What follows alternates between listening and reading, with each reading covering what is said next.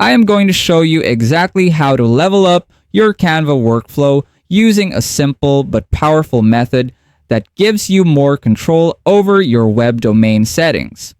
And if you stay until the end, I'll also share how to access our totally free Canva crash course so you can keep learning more after this.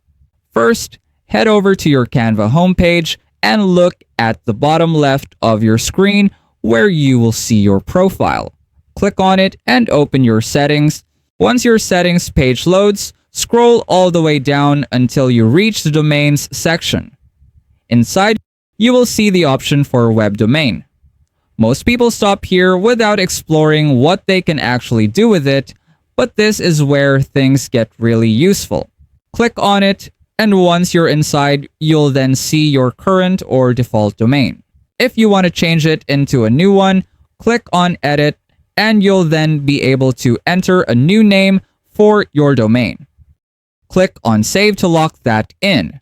And for the next websites you'll make, this will be your default web domain. So I suggest that you use the brand or name of your business as your domain name.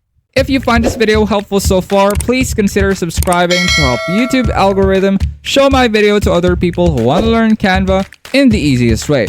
And as promised, if you want to access our totally free Canva crash course, just check out the pinned comment down below.